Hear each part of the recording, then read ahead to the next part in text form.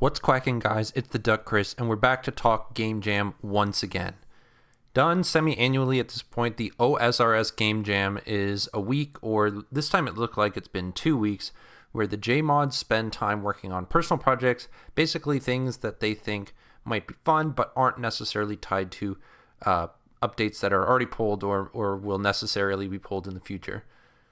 Last time we went over all sorts of sailing stuff and they kind of didn't show us everything, but this time it seems like it's more varied, so let's get into it.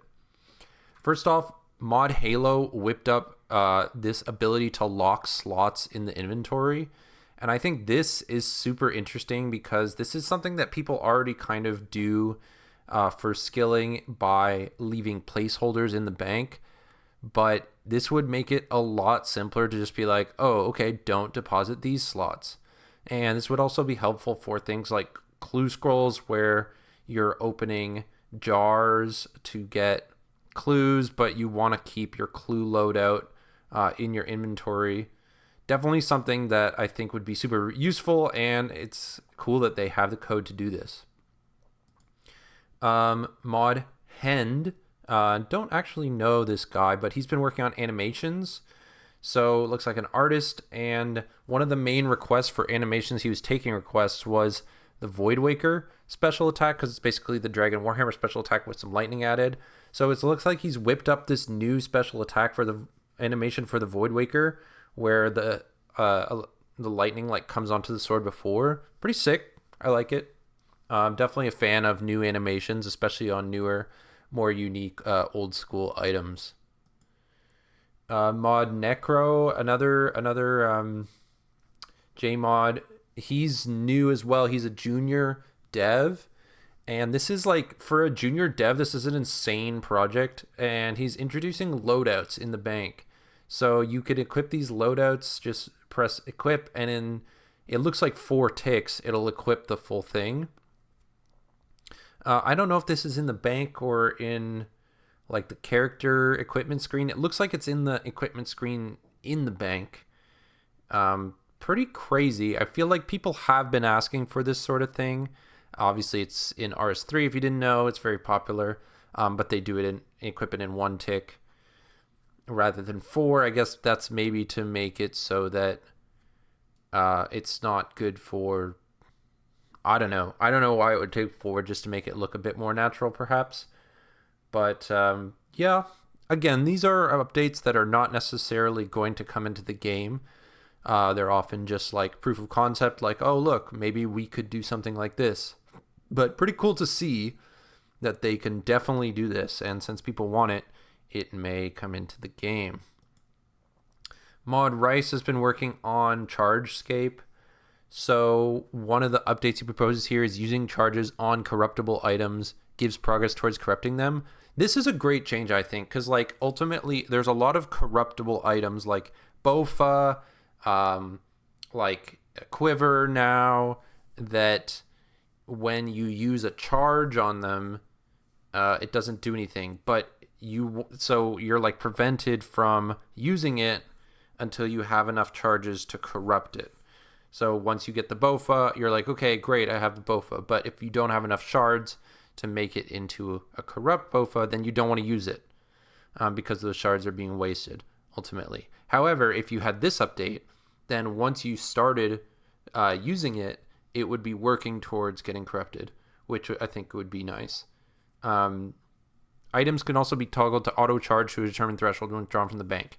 Basically, this just means like whenever you pull out the staff, it'll always be at the charge you set, and it'll take runes right from your bank to do so. That's pretty cool. I don't think it's necessary, but yeah, it's quality of life, I guess. Rare drop from Tabalas, Vire well in POH. I don't think that's necessary either, but sure, why not? I personally like the ones in TOB. I think they're pretty interesting and like a nice piece of scenery, so I don't mind going there to charge my scythe, but I can understand why you might want to do it in your POH instead. Although I do hope that this suggestion here doesn't lead to every single charged item being corrupted. Like, you know, if you're using charges on the staff, I don't want that. I don't want you to get a corrupt staff where there's no charges. And the same with Scythe. Although some people have been asking for that, but I don't think it's necessary. Mod Jerv, another artist, has been working on a customization update for the Game Jam POH. I really wanted to pull out this Wilderness POH theme. I think this is super good. And just like PKers and just anyone who wants to be edgy, like I just think there should be more options for the POH. I feel like a lot of the themes are quite similar. Obviously, we've been getting some different ones with like the Twisted Leagues theme and stuff, but yeah, I like a lot of this. I think the different benches are really cool. The skull bench is really cool. I love this like bookcase kind of shelf display idea where you can put some trophies in there. Yeah, I like this sort of thing too. The Skiller shelf where you can put kind of some items that might be either helpful or just trophies to have. Pretty sweet. I think these are all cool things that I would love to see in my POH. And since they also added that update where your house loads as fast as possible no matter what, it wouldn't be a problem to add these to your house because it would still load fast. Pretty sweet. I really like these. Got some nice kind of tatty and different themed curtains here as well. Okay, so Husky has been working on this new collection log item and update. So this is like very kind of, it comes in multiple pieces here. I got a couple different views of it, but this is the one that I feel like we'll talk from the basics. Basically, he wanted to change the collection log viewpoint to be more like some of the collection log website that we have, basically to show a bigger overview of your whole log so you can show it off, as well as show what your latest collections were and when you got them. You can see here if you're like clicking on the items, it'll tell you, oh, you got this 4 days ago. Plus they want to add these thresholds where it's like, oh, okay, so you have gotten this many items, so that means that you're dragon tier collection logger. That means you're a gilded tier collection logger. Kind of strange. Some people really like this, and obviously it's part of the collection log Discord. If you're in there already, they have like ranks and you can rank up. But I do think it's kind of strange to be giving you ranks towards something that you can never complete. Like no one will ever complete the collection log. So in terms of like the progress bar will never be completed, which is kind of silly and means that, you know, for those people who really like see a progress bar and they're like, oh my God, I have to finish it, they just won't be able to finish it, which I know is why a lot of people don't like playing just for the collection log as well. But I think this is cool. I like the way that it shows the different sections. One thing I've been asking for a while is like, if you finish a particular log page, like get all of the Cerberus drops, I wish we had a chat message to be like, the Duckris has completed all of the Cerberus log, all the Cerberus items. I think that would be really fun, and kind of similar to in RS3, they have the titles for completing different pages in the log. But we'll see if that comes with something like this. Alongside those tiers of completion, they wanted to add these collection log staffs as rewards. And this is really interesting because like I don't remember actually how many items we have in old school that are animated. Like I know we have the fire cape and the infernal cape, and I think there are probably some holiday items that have some like flames on them or something, but like this is really animated. Like this is an animation on your item, and it's very flashy and it's very obvious. And when you have the higher tier staffs here, like this is one of the coolest looking items in the game, I think.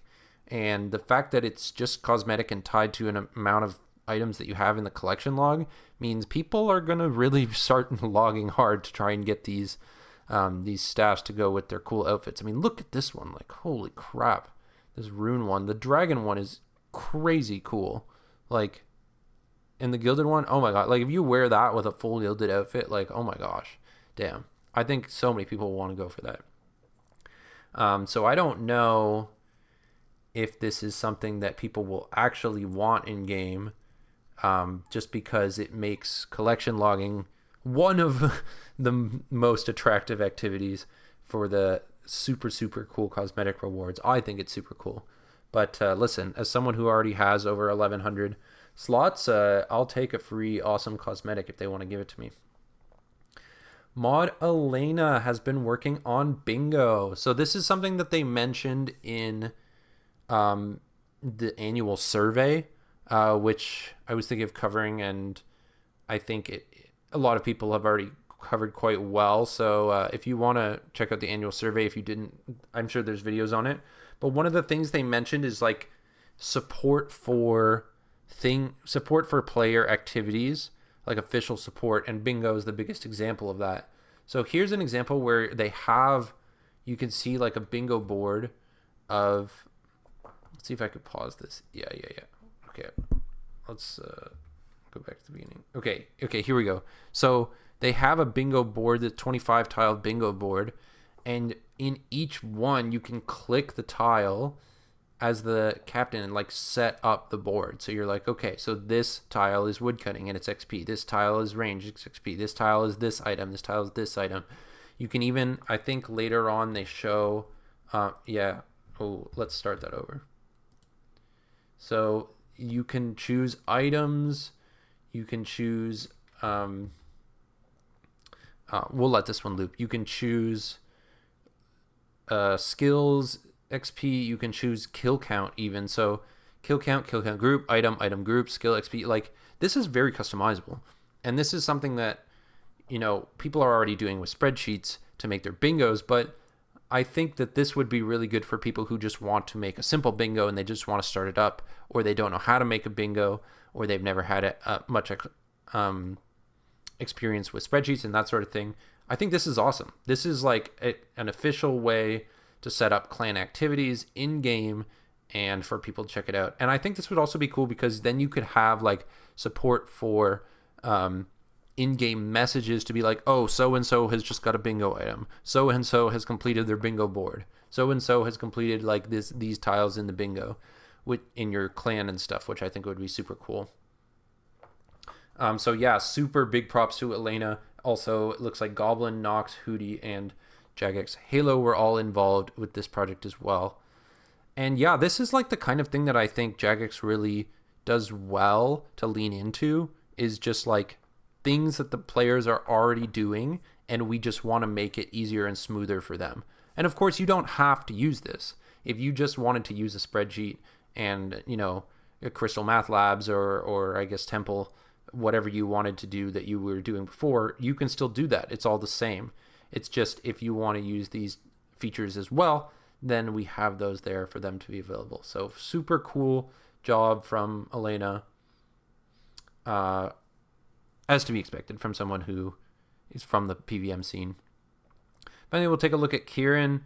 Kind of a smaller update from what it looks like, but the ability to bring up submenus on your right click is something that other games have a lot of time for and a lot of space for because they have more sophisticated menuing. But I think this is super interesting because one of the things that old school is difficult for, that makes old school difficult, is menuing. Like, people need to be able to trawl through their menus very quickly. And of course, we've used plugins to get around that with shift click and the hotkeys for traversing the numbered menus and stuff. But you know what? I think it's time, and Jax agrees it's time, to make the menuing a little easier if we can, to remove kind of these artificial barriers to right clicking and that sort of thing. So obviously this is a right click menu, but you don't have to like right click and then type in numbers, or right click and then scroll down a giant menu, or right click and then click through a bunch of sub menus to be like see more, previous, okay, number 3. So I really like this. I think Kieran is on the right track with letting people go to these places faster if they want to, but you can still click and use the same menu as you did before. So you're not taking away that functionality, you're just doing the same thing, but faster. So yeah, that's what we have for Game Jam so far. Personally, I think the most intriguing project is this one. Obviously, like seeing your old collection items is very cool too, but the wieldable log staffs are really going to be the craziest thing if that does end up coming in. But I also think honorable mention to the bingo, because the bingo sheet looks really cool and I love the way that they're tracking this sort of thing. But that's it for Game Jam for this time. I'll keep monitoring it. Obviously, it seems like it was 2 weeks long, and some people are only just at the end of this past week sharing what they've been working on and stuff. So there may be more to come. Old Torva Copers are terrible. But yeah, this has been a good Game Jam, and we'll keep an eye out for the next one. If this interests you, leave a like, subscribe to this channel. I'm pretty busy with some other stuff going on in my life, but I will be posting videos here and there, and especially later this summer as we get more interesting updates. Also, Varlamore was awesome, and I probably should make a video on that. But until next time, this has been the Duck Chris. Peace out.